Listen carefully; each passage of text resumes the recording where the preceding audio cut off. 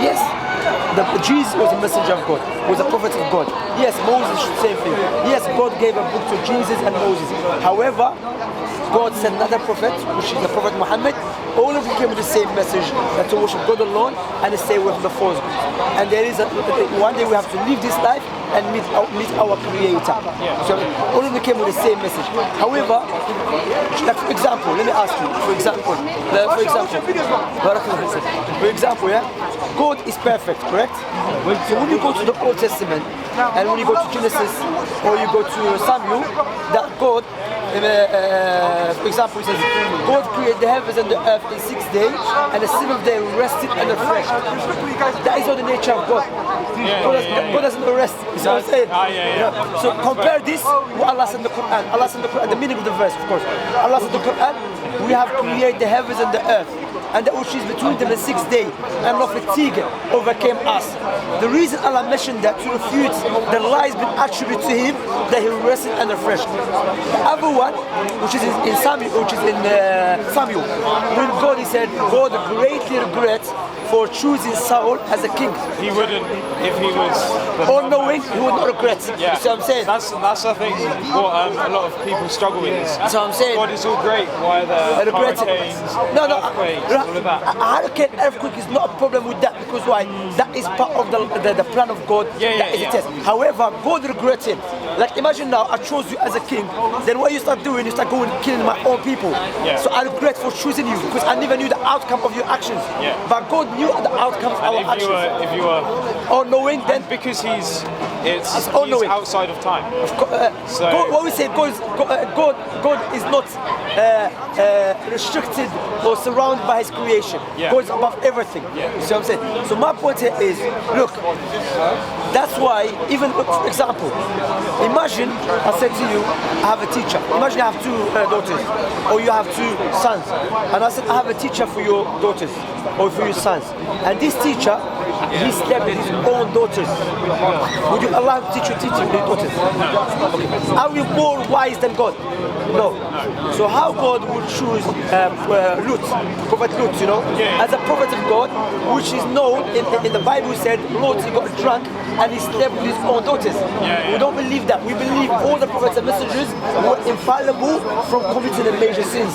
That's why God sent the Prophet Muhammad to clarify the truth to us, to clarify the truth to the Jews and the Christians, that yes, we love Jesus. Yes, at the time of Jesus, the way to get to God by following Jesus' teaching. Before Jesus, Moses. Before Moses, Abraham. Now the last prophet is Muhammad. You see what I'm saying? A person might say, how can we know Prophet Muhammad is a true prophet? Let me clarify something to you. Remember, these people who are claiming to be a prophet of God, there's two things. Either they are the most truthful ones, or they are the biggest liars. Because remember, they're not claiming to be a messenger of the queen or the king of the country. No, they are claiming to be the messengers of the creator of the heavens and the earth. That's why when the creator sent his prophets and messengers, he gave them a signs which differentiated from the rest of the people, in order for the people to know, yes, they are a messenger of God. Because imagine someone just come to you and say, I'm a messenger of God. Okay? You know what I mean? Now, I'm not going to believe you. Give me clear cut. Because many people claim to be messengers of God, the prophets of God, and they are liars. So that's why one of the signs or the characteristics that the prophets and messengers have, they will know to be truthful. Can I ask, the Quran is obviously what Muhammad left behind. Yes. But just, sorry, before we go to that, sorry. Let me just finish this point and then others. Sorry about that. So I'm saying that, so one of the characteristics, they are truthful. They are known to be truthful. They're not liars. Likewise, they are prophesied about the future. Likewise, they come with the miracles. Likewise, the prophet that came before them prophesied about them. Who knows the future? In detail. Not us. The creator. Because why? The logic dictates, in order for creator to create the creation, he must possess knowledge before doing so. Like me, if I make a phone, I have to have a knowledge how to make a phone. You see what I'm saying? Like, let me give you an example. Now, if you buy a microwave and you want to know about how this microwave was made in details, you go get the menu from the one who made it. You see what I'm saying? So that's why the creator knows everything in details. Prophet Muhammad 1400 years ago prophesied about the future. Assalamu alaikum, Allah bless you. Prophesied about the future. For example, he said, there will come a time when you see barefoot Arab man competing in building tall buildings. when the Prophet Muhammad prophesied that 1400 years ago, the Arabs were not known to do that. Those who would know the Persians, the Romans, where is the tallest building? Burj Khalifa, yeah. You know what I mean? Yeah. So a person might say, the Muslims read it, that's why they're doing it. No. Prophet Muhammad, when he was saying it, not as encouragement to do it. Because of the direct knowledge of the Creator. The Creator. You know what I mean? That's why one of the greatest sins to reject the Creator and turn away from his messengers. Because one day we have to live this life. You see what I'm saying? Likewise, in the Bible, in the Old Testament. Can I? Yeah. Sorry, go Can you? So you want to ask a question? Yeah, go on. Because you believe Moses was a prophet, Jesus was a prophet. That's right. And then finally Muhammad came as the final. As a final, yes. Do you take the what Moses and Jesus and like John, what they wrote, and incorporate them in Islam? Yeah, but we say when the prophets and messengers came with, because remember, their teaching was not preserved. Okay. So I'm saying, however, we believe Allah preserved their teaching in the Quran. From their teaching, they came to call people to worship one God. So it's not like you call.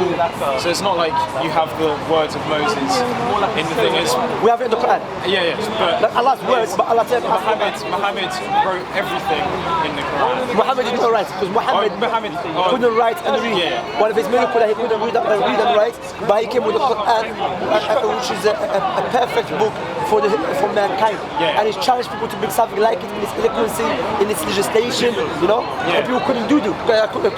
So I'm saying that they couldn't bring something like it. So those two in the Quran, Abu Bakr, we know his full name, Abdullah ibn Abi Quhafa, Umar ibn Khattab, ibn Nufayl, Uthman ibn Affan, Ali ibn Abi Talib. There's many companions that wrote the Quran. We know them very well. We know their biographies. Okay. So what we say in the Bible, do you know how we deal with the Bible? We don't reject everything or we don't accept everything. We use the Quran as a criteria to accept and reject. Okay, because so the Quran, you read. So if the Quran says God is not a man. To accept Moses' writings, you then accept those. Now, for example, I'll tell you. For instance, in the Quran, Allah said Moses called people to worship one God. That is in the Bible as well. So I accept it. Okay. In the Quran, Allah mentioned Allah does not oppress. So there's references between. References. Yeah. For example, Allah said, Allah does not oppress His servants. So when you read the Old Testament, when God told what's his name, Samuel, to say to what's his name, Saul, to tell Saul to kill children and women, I don't believe that. Yeah. You see what I'm saying? Because why? Because if you look at that story, the reason God told him to do that because the Malachite forefathers did something to Jacob. So you were to put the two side by side, and where the points match, you accept. You accept it. So I'm saying. So what I'm saying to you, have you come across a prophecy in the Bible about Prophet Muhammad? No. You know Isaiah 42? Okay, can I get the Bible, please? I'm going to show you something that many people. I'm no expert. Yeah. I'll show you anyway. You read it. Isaiah 42. To read that, because you remember, Allah sent the Quran to Prophet Muhammad. Your name is being mentioned. Your description is being mentioned. So maybe we'll ask us, where is the name of Prophet Muhammad? Where is his description? Because we know that Jesus was prophesied in the Old Testament, but not with the name, with description. Likewise, Prophet Muhammad, I'll show you the description of Prophet Muhammad. Watch this, This is called Isaiah 42. Isaiah 42 said, servant comes to glorify the Lord. Behold, my servant whom I uphold. I have my elect one, in whom my soul delights. My elect one of the names of Prophet Muhammad is Al-Mustafa, which is the elect one, the chosen one. Okay. I have put my spirit upon him. Allah said in the Quran, that oh Muhammad, you have put our spirit on you. Do you know spirit it means here? Yeah. It means revelation. Because the revelation is the spirit of our hearts. You know? So it's saying that it will become more clear. Watch this, So anyway, it's giving the description of this prophet, and it says here, he will not cry or raise voice. He will bring forth justice to the Gentiles. Who are the Gentiles? The non-Jews. Yeah. We know Jesus came for the Jews. All the prophets and messengers came for the Jews, for the Israelites. But he's coming for the Gentiles. Okay, but. So he mentioned the description, but pay attention to this, Let the wilderness and its cities lift up their voice. The village that Kedah inhabits. Let the inhabitants of Sila sing it. Who's كده? Watch, I'll tell you what's كده. We go to Genesis 25:13, and he. I know Muhammad was sort of noted for living sort of. Didn't he live in the mountains and the caves? Yeah, he lived in Mecca, which was surrounded by mountains. Yeah. Watch this. And these were the names of the sons of Ishmael. Oh, okay. By their names according to their generation. The firstborn of Ishmael, Nabayot. Then who? Kedah. So these prophets, which is in Isaiah 42, prophecy about prophets coming, specify a tribe, Kedah, which is the Kedah is the Arabs, and likewise specify a place. Let the inhabitants of Sila sing. If you Google Sila, you have Google Sila. Mountain of Sila is in Saudi. Oh, okay. Which is where Prophet Muhammad. So I'm saying, as a Muslims, we're not blind followers. Rather, we have the tangible proofs that we can establish Prophet Muhammad is a true prophet. And the tangible proofs that we have, we can share it with even the non-Muslims. But the non-Muslims who are sincere, they will come with certainty and knowledge that yes, Prophet Muhammad is a true prophet. It's like I've never sort of upheld that everything in there straight fact from the mouth of God. Yeah. But, like look. Yeah. Sila, mountain in Medina. And we know when the Prophet Muhammad migrated from Mecca to Medina, where the people they were very happy they rejoiced. Yeah. Historically speaking, from the Muslims and the non-Muslims, no one came to those people and made them rejoice except Prophet Muhammad. Because Prophet Muhammad's lineage goes back to Qaida, which is Qaida in English, son of Ishmael. See what I'm saying? Yeah. What do you think what I said so far to you? What do you think what I said so far? I find it interesting that it's... Does it make sense? Yeah, that it's the sort of the points that are in both are where you accept. So if that said, Prophet Muhammad, if the Quran, if what the Quran says or what the Bible says doesn't appear in the Quran is generally like if it goes against the Quran, but if it doesn't go against it or agree with it, we stop. We don't accept it or reject it. So I'm saying, likewise, what you have to understand.